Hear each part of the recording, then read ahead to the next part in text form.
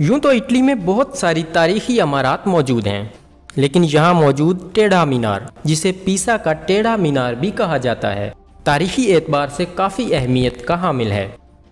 इस मीनार की 8 मंजिलें हैं। इसकी कुल बुलंदी 187 फुट है और इसकी 8वीं मंजिल पर गिरजे की घंटियां हैं।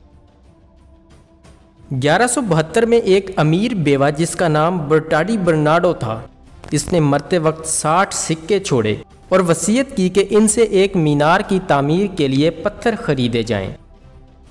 तब यह मीनार एक गिरजा घर के साथ तामीर किया जाना था। क्योंकि पीसा की आवाम जंगो जदल में मसरूफ़ रहती थी, इसलिए इसकी तामीर कई बार रुक गई और आखिरकार 1350 ईस्वी में ये तामीर मुकम्मल हुई। अगरचे इस मीनार की शोहरत इसके टेढ़ेपन की वजह से है, इसे 1990 में बंद कर दिया गया था क्योंकि ये खौफ पैदा हो गया था कि अगर एक साथ बहुत सारे लोग इसके ऊपर चढ़ गए तो ये गिर सकता है।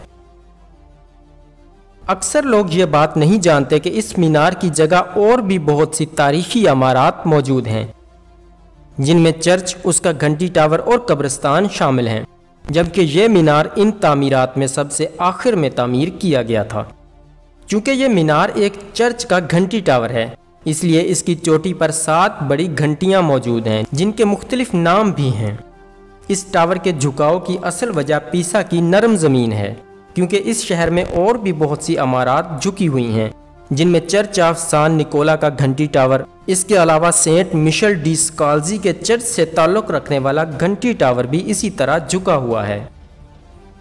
11 साल तक इसके तिरछेपन को दुरुस्त करने की कोशिश की गई, लेकिन इसे मुकम्मल तौर पर सीधा नहीं किया जा सका।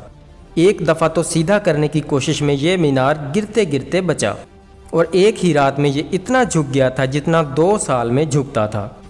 आखिरकार एक बरतानवी इंजीनियर के ख्याल के मुताबिक इसके दूसरी तरफ से मिट्टी निकाली गई और इस मीनार को तकरीबन 16 इंच दोबारा सीधा कर लिया गया। और अब माहिरीन का ख्याल है कि ये मीनार 300 साल तक महफूज रहेगा। यहाँ सवाल ये है कि अगर सीधा करने का गुर हाथ आ ही गया था तो इसे मुकम्मल सीधा क्यों नहीं किया गया? इसका जवाब मीनार के नाम में छुपा है, यानी पीसा का टेढ़ा मीनार, जिसका मतलब है ये बिल्कुल सीधा ना हो बल्कि थोड़ा सा तिरछा ही रहे।